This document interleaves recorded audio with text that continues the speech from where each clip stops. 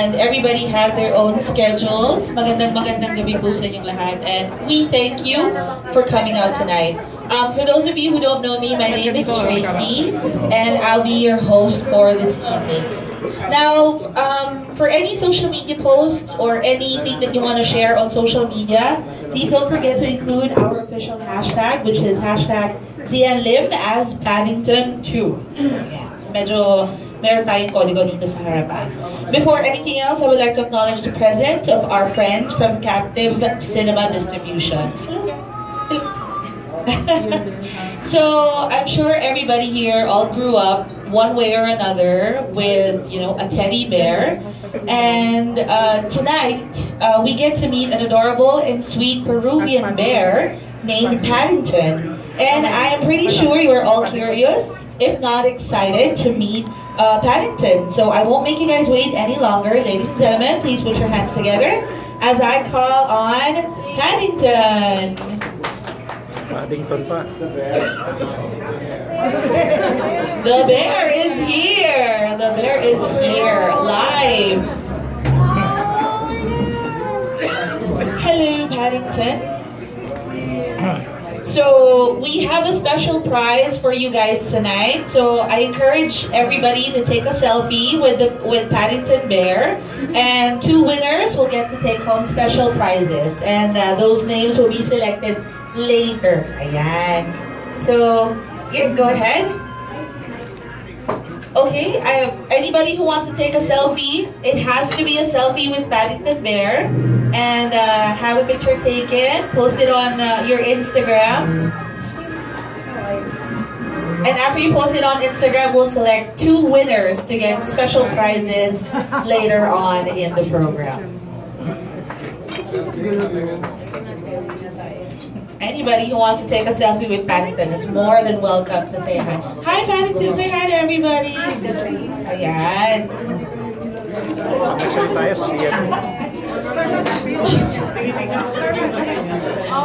Okay, so for those of you who don't know, Paddington is a bear who traveled all the way from Peru to London to find a place to live in. He is known for his iconic blue coat and red hat. So, some additional trivia.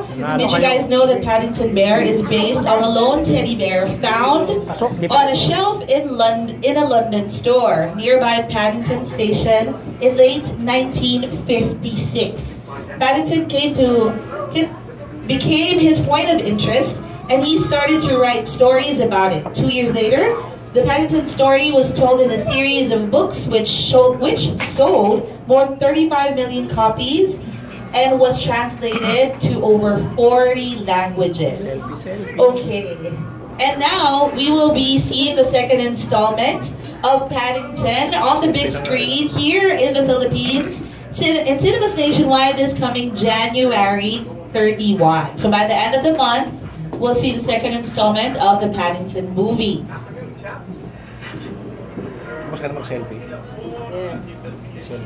Okay, so we'd like to thank Paddington. If anyone else wants to take a selfie, feel free. Paddington will walk around the mat so you can have your photos taken with him. Let's say bye to Paddington for now.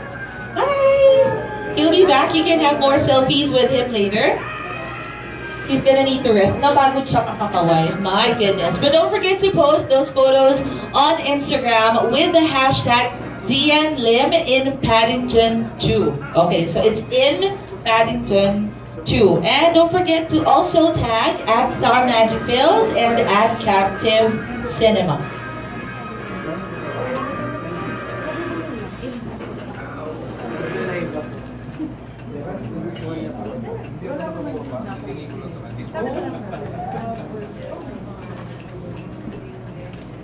Okay, and to give us more information about the Captive Cinema distribution and the upcoming Philippine release of Paddington, let us all welcome Captive Cinema Marketing Director, Ms. Maver Mayuga. Palakpakan po natin si Ms. Maver. Hi, Ms. Maver!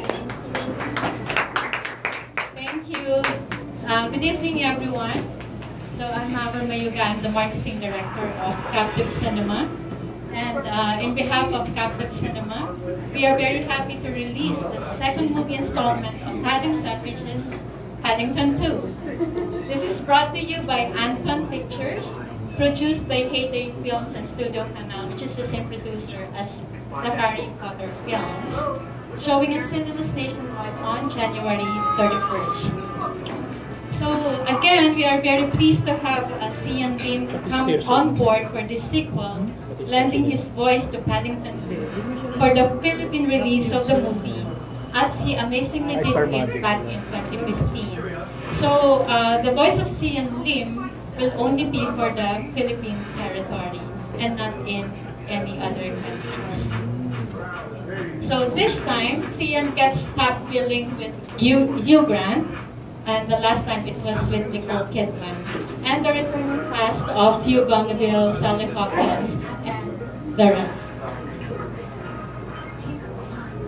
So back in 2015, when Studio Canal announced that each territory can get their own local voice talent for Paddington, we at Captive Cinema took the opportunity to showcase the Filipino talent in a huge international movie release, and it was a natural move for us to get Xian again for the second installment. However, we were asked again to submit materials that we used for the first Paddington. I thought it was just as easy as, okay, we're going to use Xian Lim again. But we were asked to submit, give us like footages of the movie, the trailer, so we did. And after I've submitted all the materials right away, we are able to get the approval, and they even told me that in the event that there will be a third installment, definitely it's going to be Xian Lim. And that is like, it has to be approved by David Heyman. And we cannot just proceed. I mean, we were even thinking that we did it in the first movie, he was approved. Naturally, he will be approved for the second one, but we were still asked to submit the materials.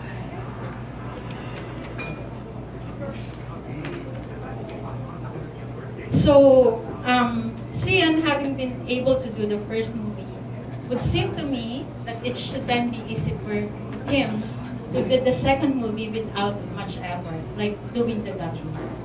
But Xian, being a hardworking and passionate person that he is, as I have known him, because I was accompanying him during the dubbing, he is giving his 110% best in each of his projects, and spend time and effort to internalize the voice role that was given as if it's the first time, and that he needs to perform his best to please a scrutinizing audience. And the end result of the second movie is, as what you can see, this is the international trailer, but everything, all the dialogue of Paddington here is all of Xian Lim.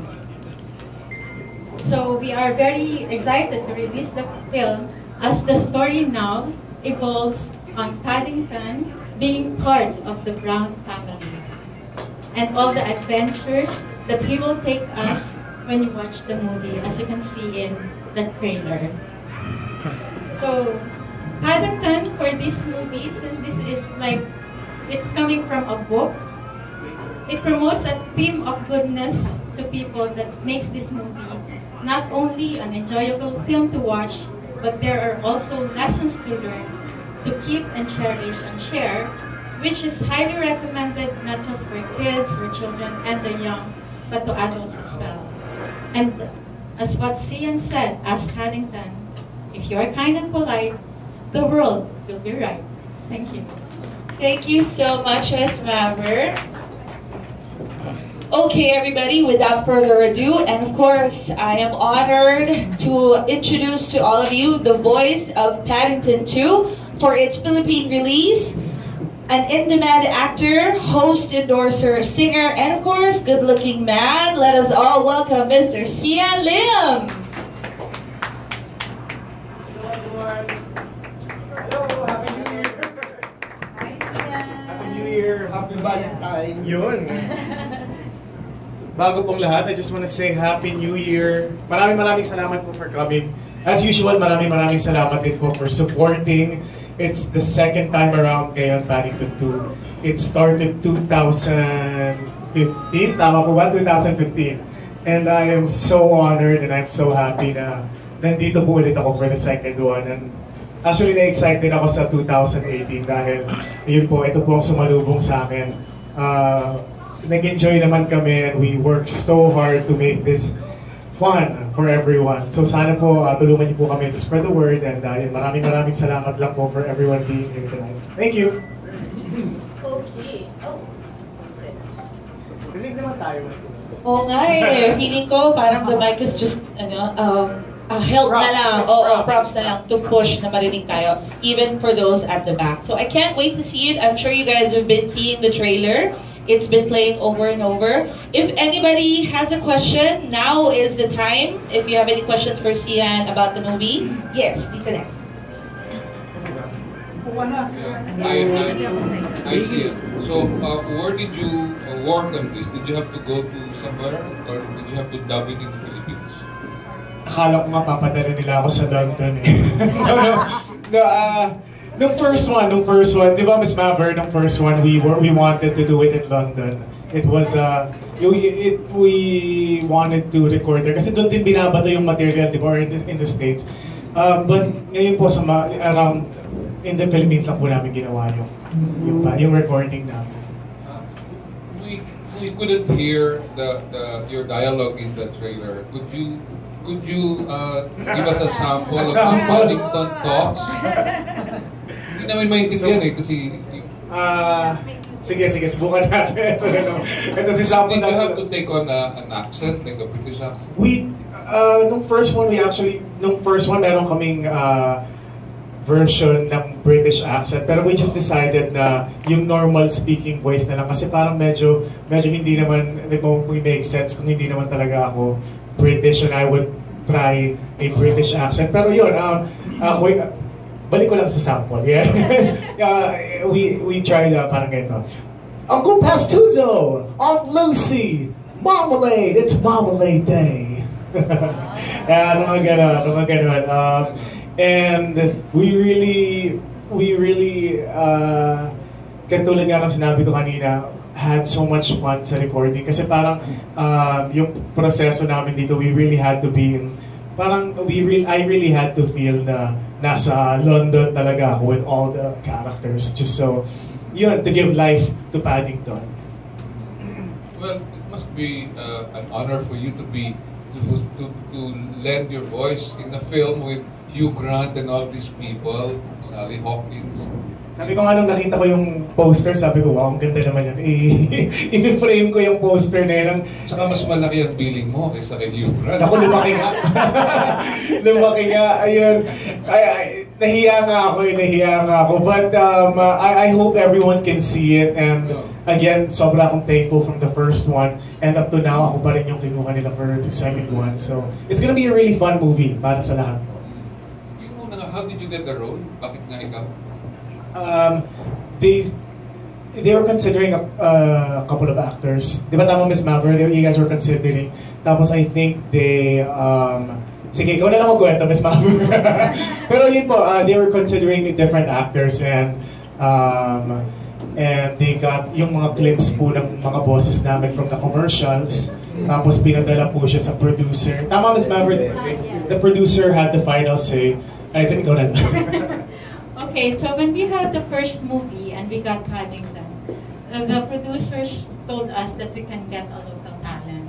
And so we tried to think of who the local talent can be because it needs approval from A-Day Films. We cannot just choose any actor just because they're popular or anything. So actually the first choice was really Xian Lim. Why? Thank you. Why? What is in his voice? Well, at first, because we knew that he grew up in the States, so if he speaks English, it will be his natural voice. He's not just reading the dialogue in order to execute the dialogue and for the whole movie. So we think that it is best because the first thing that came to mind when we thought of getting a local talent was to think of someone who speaks very good English. It's not the looks, but it's more of the speaking voice. And Xian Lim fits the bill perfectly because he grew up in the States. And he said, we considered two actors. It was because we were not sure if we will be approved. We needed to submit materials. So we had to consider somebody else. But before we are able to even submit the second actor's profile, he was approved right away. Pero dun sa original, sa English version, an Englishman is voicing Paddington. Yeah, the original voice of Paddington is Ben Whishaw. Ben Whishaw. So he will be lending the voice to Paddington in all of like Paddington movies that will be released around the world with English language. Because in other countries, they will have their local language, but they're like Tagalog and Tagalog everything. So we are the only one who's doing this all in English with the same actors, and our Paddington speaks English as well. So this is the only country that... For now, yes, that we know of. And actually, Studio Canal is very happy, and they were keeping track of all the activities of Paddington back in 2015. So it's just that when I mentioned earlier, there's Anton Pictures who came into the picture, and that's why they wanted to know again why we got Paddington. So when they received the materials right away, they said it will not be a surprise if there will be a third one, and Xian will be the voice of Paddington. Xian, in voicing Paddington, you must have some knowledge about the bear, about the character. Yes, the first one, nung una po I did my research, kasi before, back in, nung sa stage po ako nakatira, pinapalabas din yung, meron po kasing cartoon na Paddington Bear. So meron na rin akong knowledge na isa siyang makulit na bear, isa siyang that gets into different kinds of trouble. So parang, at first, nung ginagawa po namin 2 years ago, parang medyo, syempre medyo na kinabahan din ako. May halong takot din na, grabe pa, mapupull off ko ba ito? Pero deep inside, alam ko naman po na I love dubbing ever since, even for our films. Na-enjoy ko talaga siya. So we took it really slow nung first one, and after that, nung natapos na namin yung iba't ibang scenes, naging ano na siya, naging fluid, and kumbaga na-imbibe ko na yung character as the scenes went by. Last question. How long did it take you to do the whole process? Kwento ko lang yung first one. The first one didn't take us 4 days. Just 2 days. Okay, yeah, it took us 2 days. 2 days kasi ngayon 2 days din. It was only 2 days kasi parang sa first one nakalaan 5 days eh. But we went by it really fast. Tapos pagkatapos ng buong movie, ni-replay ulit namin siya ng ni-replay. Then we got to go signal. Pinadala sa States. Then nag-go signal na rin sila. So yun, 2 days lang po. Okay, thank you. Alright, do we have any other questions? Here. Ay, Xian, bago mo ba gawin yung lines mo, kinailangan mong pakinggan yung actor who does the line everywhere else? At Yes. ginagaya mo lang ba yung tono niya, or? No. Hindi naman ginagaya yung kay Ben na version. We have the liberty of making it our own interpretation, kumbaga. So, porket may sinabi siyang isang, syempre we can really go out sa script, pero kunwari meron kasing kumbaga may humor. The British community, meron silang humor na parang medyo iba sa humor natin. So, I think meron, in terms of delivery, pwede siyang baguhin. So, overall, I think yun yung naging tedious namin nung pinagkaabahan talaga namin ng dubbing supervisor is the delivery. Kasi medyo weird eh, pag ginaya mo lang talaga siya, o maging robot si Patrick. And I'm thinking meron kang coach dun sa studio. Oh yes, very, UK ba? Or dito lang? No, he's from here. Been in the dubbing business for a very long time.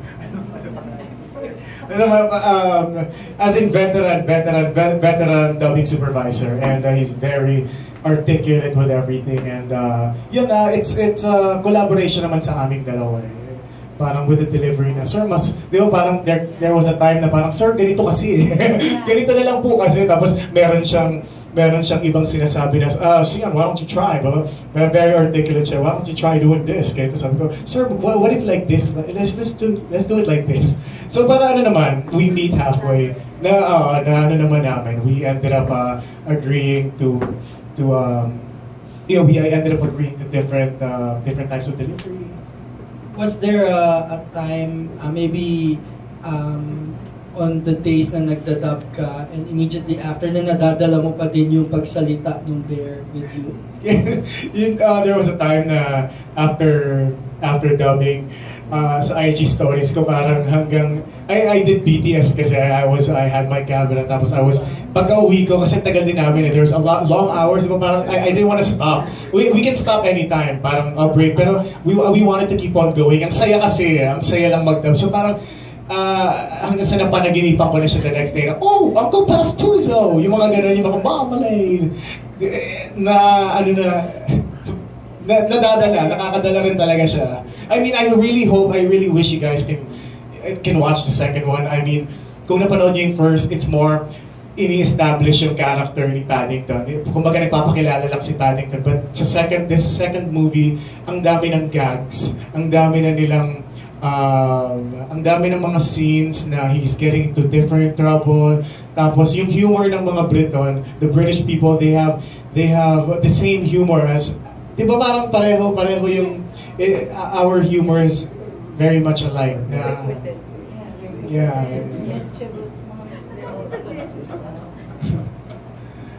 Finally, paano ka na-improve as actor by doing this? I think doing this added more, I would say, more confidence. Kasi we really, yung day one namin, it took us more than 10 hours, no? The first one. Yes. Yeah, it took us more than... Yeah, kasi paulit-ulit talaga namin siyang ginagawa. It's parang pagkatapos ng isang pasada, uulitin namin. So, I guess, naririnig ko yung sarili ko. I mean, you get to, ako na-judge ko rin yung sarili ko at nalalaman ko kung ano yung mga dapat baguhin sa intonation, kung ano yung mga sinasabi mo lang para lang islang, or I don't know, siguro dun sa process, you get to know more about how you speak. Maraming Kahit boses lang umaarte. Oh yes, sobrang iba-iba ang voice acting. I mean, that's why I have so much respect for voice actors and dubbers dahil iba yung taking on a character, tapos katulad ng mga ginagawa natin locally, di ba? Yung iho, di ba? Parang iba eh. It's not just talagang kailangan meron ding mapasok ka rin dun sa character nila. Salamat. Thank you. Okay, sorry. Before we proceed to our next question, we just need your help. The owner of Park Car with plate number WDI 871. We need your help downstairs. I don't have a car. Buhatin mo raw. Thank you. Yes, your question. Xian, I think it's a great thing that you're welcoming 2018 with this project. What other things can we expect from you this year?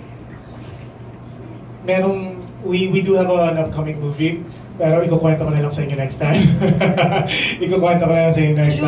And it's with Star Cinema. It's a movie with Star Cinema, and I also have an upcoming show. So it's all in the works, inaayos pa siya. But if I have I'm just waiting for the final update kasi hindi pa naman siya sigurado hanggang wala pang final say of management. But yun, that's what's in store for me. And definitely, I plan on having my third concert this year. Again, I want it to be parang yearly thing for me. And again, salamat po sa lahat ng pumunta nung last year and the year before that helped me promote my concert. Maraming salamat sa inyo. So, what about your music again? I mean, are you making new ones this year?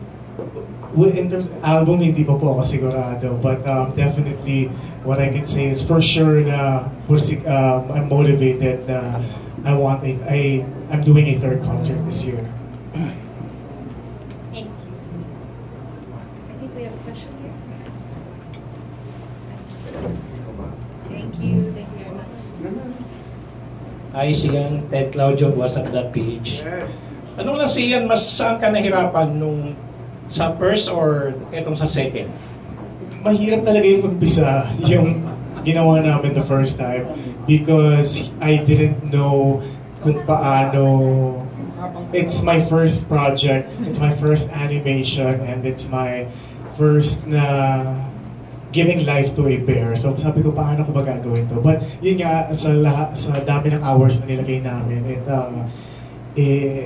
it paid off na in terms of getting into character and getting the work habits with the dubbing supervisor, the movie, yun. So yun, nahirapan talaga ako sa first. But it was after the first day, smooth na siya. Yung day one lang talaga. So 2 years ago, during sa Paddington 1, nagkaroon ng celebrity screening at the premiere night. So there will be another one this year. So nandun din ba si Kim? Sana, dapat. Invited siya, kasama siya. Always naman kasama siya sa guest list. So thank you. Thank you. Any more questions? Hey Xian, Ms. Mars from Wazzup.PH. Congratulations on your latest adventure with Paddington.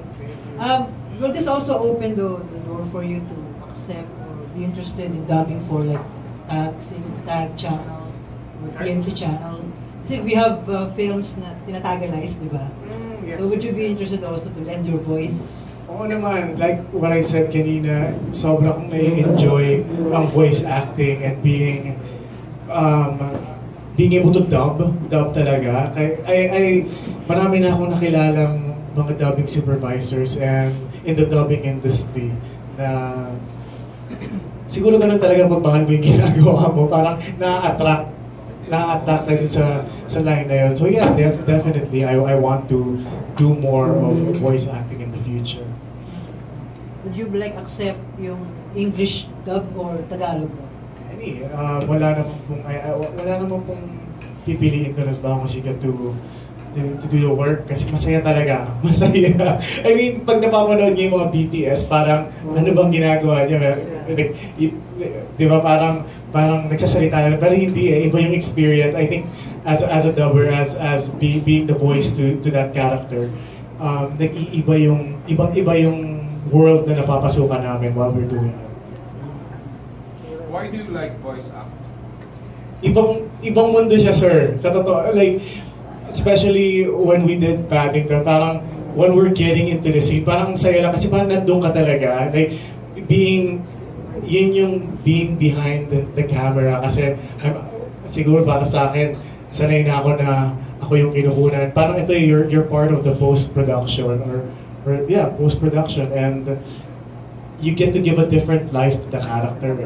Iba yung buhay, iba yung mundo, iba yung mabibigay ko, iba yung mabibigay ni Ben, iba yung interpretation ng lahat. So, just the process of making it and lending your voice, it's a different experience. And yun din siguro ang experience na nararanasan ng mga dubbers. That's why they like it. That's why they do it. After 2 films, would you say that being a voice talent for animation ba to? Yes. Is a more lucrative than action, live action, doing live action? Hirap po, hindi ako it's not something na parang mas matimbang to sa puso ko yung... No, I mean lucrative in terms of monetary value. Did it give you bigger pay than when you did live action movies? I think it's different naman po. Magkaiba po talaga. Hindi ba dollar ang binayad sa'yo dito? Iba po yung iba po. Pounds ba? Hindi ko po alam eh. Hindi ko po chinek. Dalawa na yan, ha?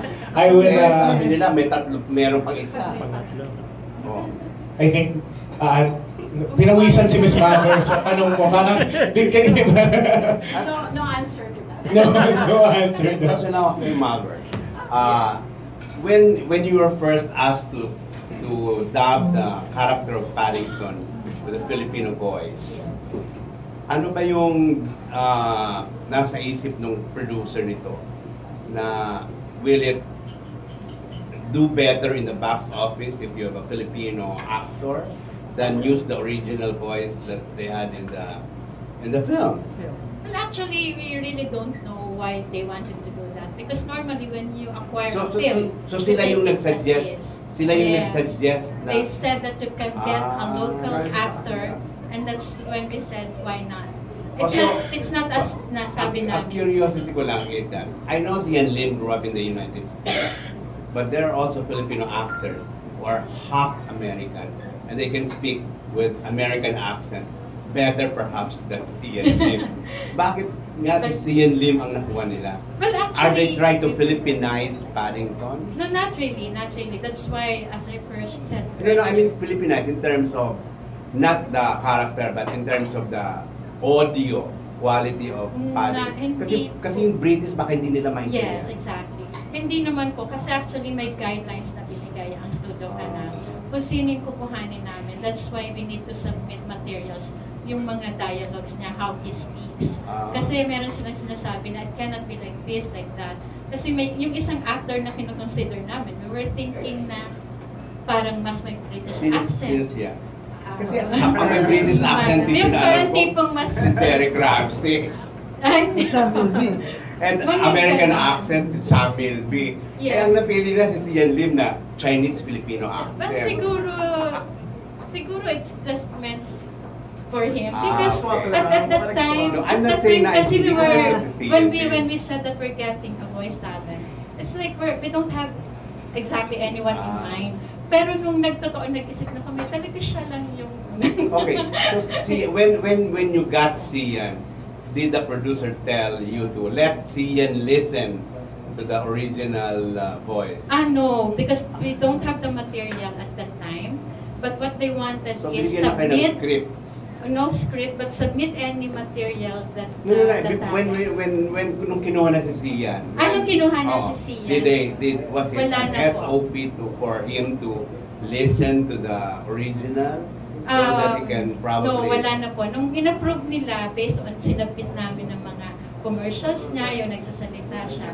When he was approved, tuloy-tuloy na yung production. So when the dubbing was done, when you sent the material to to London first? Sa US muna po. US? Was sa when the producers in the US listened to Xian Lim, did they communicate with you that you should do some something maganda nga po sa nangyari naman. In-approve ka agad yung the first? At first, they didn't know nga po na may local voice talent yung material na pinadala sa kanila. It's because that's how good Xian is. Kasi nung pinadala sa kanila, they asked us, where's the material? It's all in English. And so we said, that material with this file name has the dubbing of our local actor. Sa States po yun. Pagdating sa studio canal, they asked the same thing.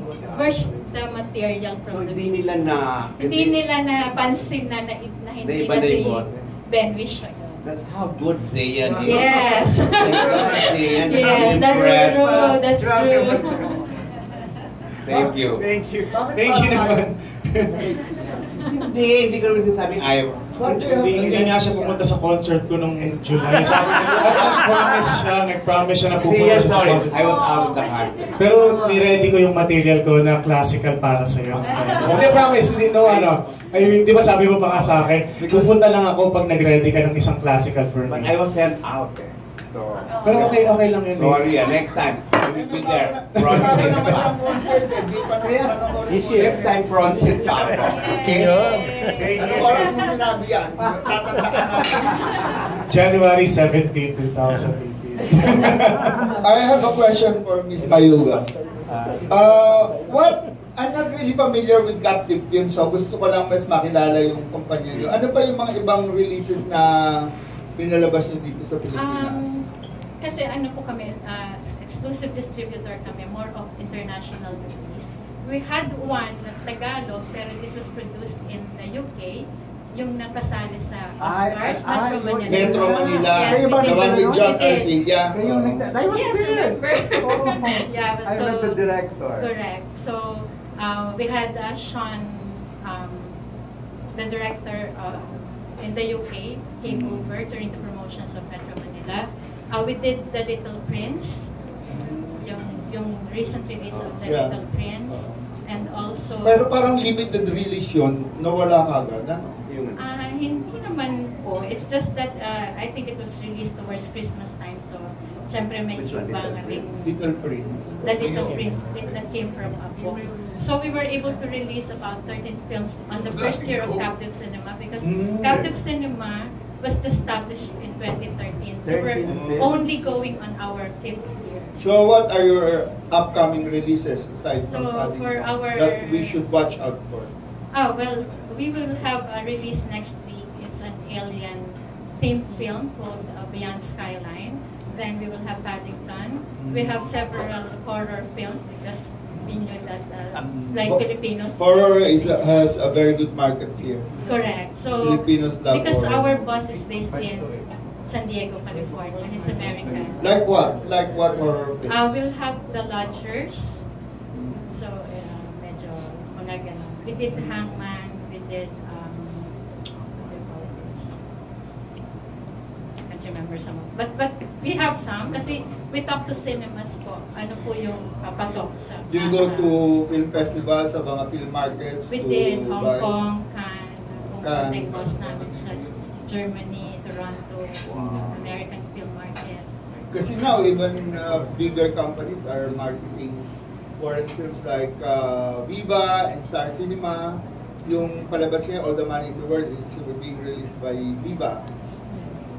And So, they also releasing Korean movies, like Star Cinema is releasing Korean yes movies. po. Actually, we're open naman to all kinds of available films. And of course, we need to know also the market. Do you foresee yourself as eventually producing your own local films? Our boss has interest. Yes, I see. yes. Because while he is American, he studied at international school. Yeah. So, and it was easy for him to set up the company. Kasi sobrang gusto niya pagka-graduate sa international school. Sabi niya pagka-graduate niya sa US, gusto niya dito babalik. So, meron siyang affinity sa Philippines. If you need our help in the future, we'll Yes, of course. And do you mind if I ask Xian some questions regarding his career outside of Paddington? Yes, of course, no problem. Xian, how sexy is the movie that you're doing? Babalitaan ko po kayo pag magkikita-kita pa rin naman tayo sa... title eh. Yes. It's ang masasabi ko pa lang po at this moment, it's an adult love story. So, with RC, di ba? No. Di ba? Sino nga? Colleen Gerson. Colleen nga, before she gets married. Yes, and Natalie Hart. I see. Parehong palaban yun. So, yun ang masasabi ko lang, it's an adult love story. So, are you shooting it in an island or where are you shooting it? Nag-shoot po kami sa isang isla. Yes. So this is the first time to be handled by Gino? First time, it's my first time. So how is it so far?